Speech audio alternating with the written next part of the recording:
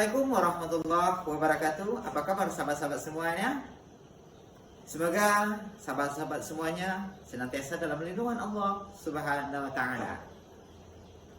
Oke lah sahabat-sahabat semuanya, sebelum melaksanakan pembelajaran pada pagi hari ini, sebaiknya kita awali terlebih dahulu pembelajaran kita pada hari ini dengan mengucapkan basmalah, bismillahirrahmanirrahim.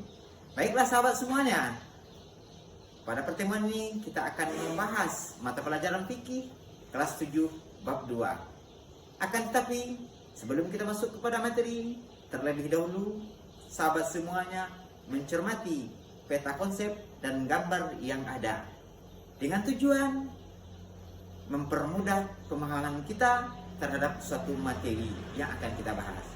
Baiklah sahabat-sahabat semuanya, kita masuk kepada pembahasan materi kita pada hari ini, yaitu bersuci dari najis dan hadas. Oke lah sahabat-sahabat pembelajar semuanya, kita masuk kepada materi pembahasan kita, yaitu pengertian najis dan hadas. Kita masuk yang pertama, pengertian najis. Menurut bahasa, najis berasal dari bahasa Arab, yaitu an-najasu atau an-najisu, yang berarti kotor atau menjijikkan, tidak bersih dan tidak suci. Yang kedua, landasan hukum untuk bersuci dari najis. Yang pertama, firman Allah Subhanahu wa taala dalam surat Al-Mudaththir ayat keempat yang berbunyi, A'udzubillahi minasyaitonir rajim. Bismillahirrahmanirrahim. Wa siyabaka fatahhir. Yang artinya, dan bersihkanlah pakaian.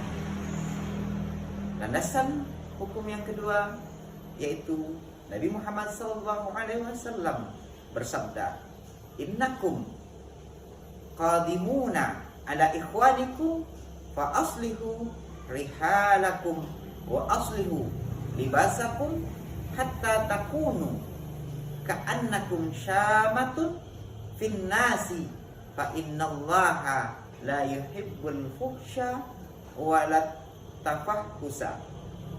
Yang artinya, apabila kamu datang ke tempat saudara-saudara kamu, hendaklah kamu perintahkan atau perbaiki kendaraan-kendaraan dan pakaian kamu, sehingga kamu menjadi perhatian di antara manusia, karena Allah tidak suka perbuatan keji dan juga keadaan yang tidak teratur. Hadis riwayat Imam Ahmad. Selanjutnya sahabat-sahabat pembelajar semuanya, kita masuk kepada macam-macam najis dan tata cara taharahnya. Macam-macam najis dalam hukum Islam ada 3 macam. Yang pertama, najis mukhaffafah.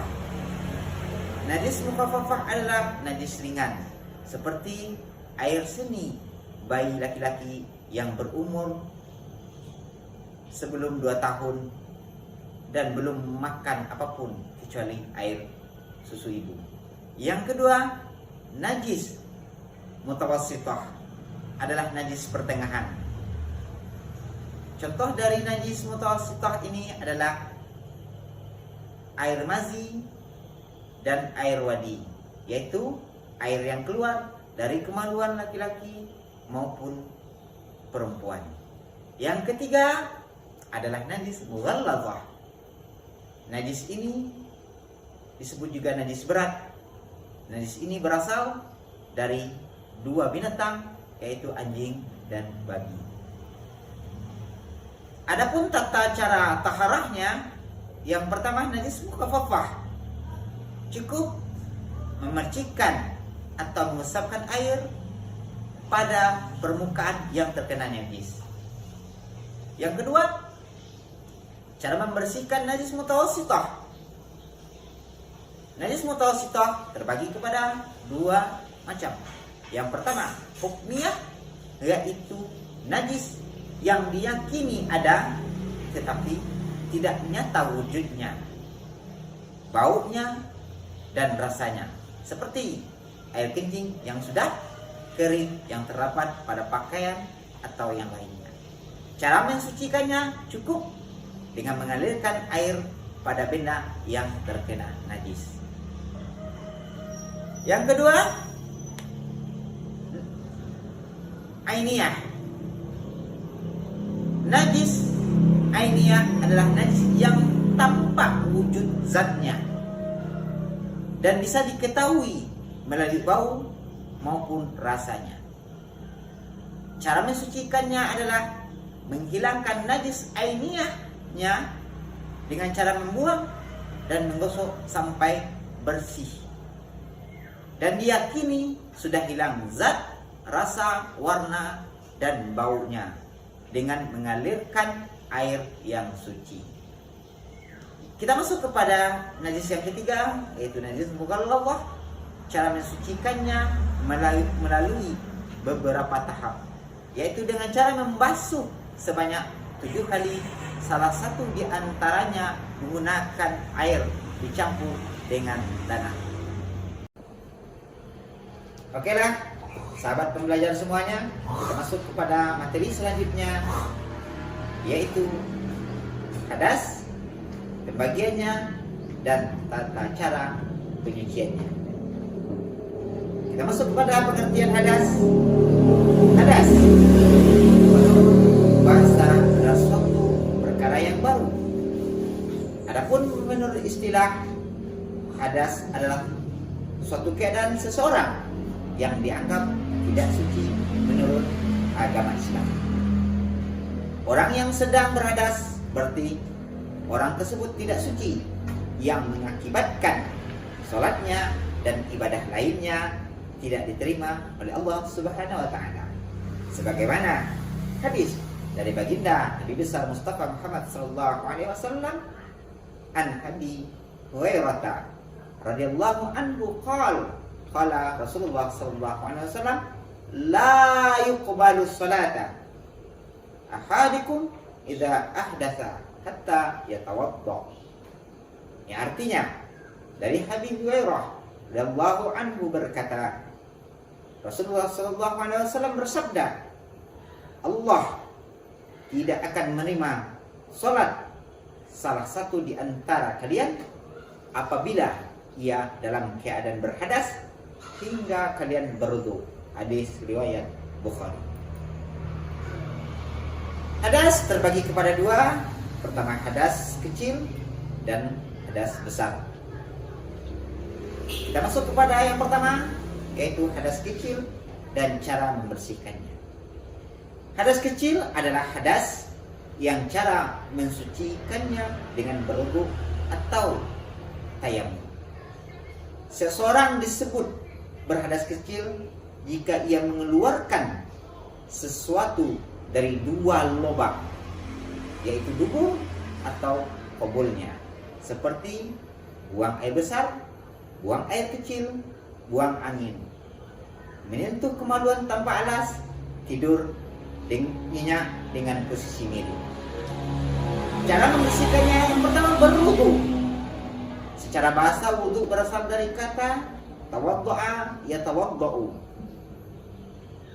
artinya bersih atau indah.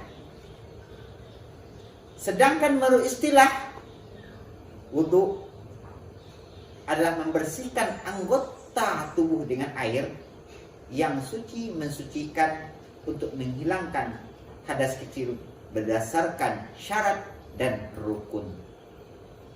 Adapun rukun wudu, yang pertama niat, yang kedua membasuh muka, yang ketiga membasuh kedua tangan sampai siku, yang keempat mengusap sebagian kepala, yang kelima membasuh kedua kaki sampai mata kaki, yang terakhir tertib. Adapun niat wudu kita yang telah ada di layar mengatakan niat wudu adalah nawaitul wudu'a li raf'il hadatsil asghari fardha lillahi ta'ala. Kita masuk kepada yang kedua, yaitu syarat syah wudu. Yang pertama pasti orang itu adalah Islam. Yang kedua, mumayyiz. Yang ketiga, menggunakan air yang suci dan mensucikan. Yang selanjutnya, tidak dalam keadaan berhadas besar. Yang selanjutnya, terakhir, tidak ada yang menghalangi sampainya air pada anggota tubuh yang dibasuh seperti cat, getah, dan lain sebagainya. Yang menyebabkan batal wudhu seseorang jika mengalami salah satu hal berikut. Yang pertama, keluar sesuatu dari salah satu kedua jalan qabul dan dubur. Yang kedua, hilang akal, baik itu karena tidur, mabuk, gila, dan pingsan. Yang ketiga, bersentuhan kulit antara pria dan wanita yang sudah dewasa dan keduanya bukan mahram. Yang keempat, menyentuh kemaluan dengan telapak tangan tanpa penghalang, baik kemaluan sendiri maupun kemaluan orang lain dengan telapak tangan. Yang kedua, cara menghilangkan hadas kecil, yaitu tayamum. Tayamum adalah pengganti wudhu dan mandi sebagai rukhsah atau keringanan bagi orang yang tidak memakai air, karena beberapa halangan yang menyebabkan seseorang boleh melakukan tayamum. Kita masuk kepada rukun tayamum. Yang pertama, niat dengan bacaannya nawaitu tayammuma li istibahatis sholati fardalillahi ta'ala. Yang kedua, menyapu muka dengan debu. Yang ketiga, menyapu kedua tangan sampai siku dengan debu.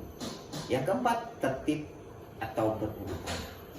Kita masuk kepada syarat tayamum.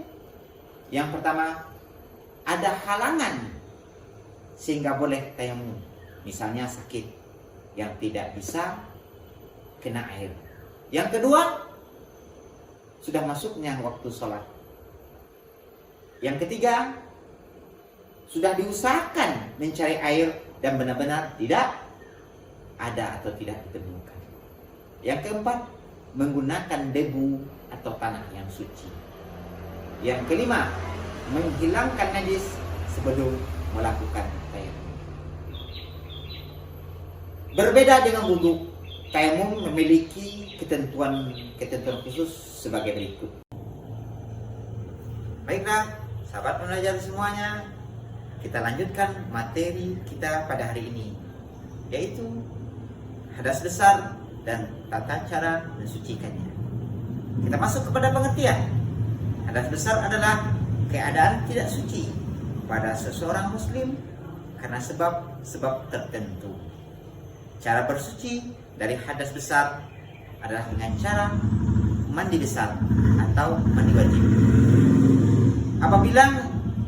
Apabila berhalangan untuk mandi menggunakan air, maka mandi wajib bisa diganti dengan tayamum.